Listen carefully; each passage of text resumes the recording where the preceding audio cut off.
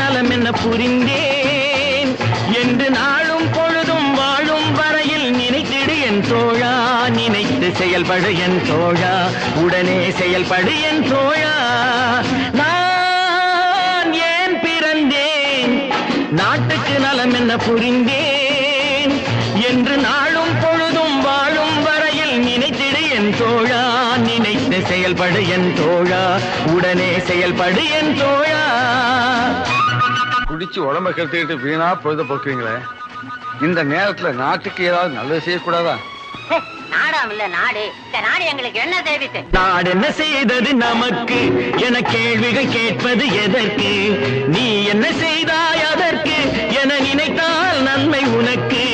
நாடு என்ன செய்தது நமக்கு என கேள்விகள் கேட்பது எதற்கு?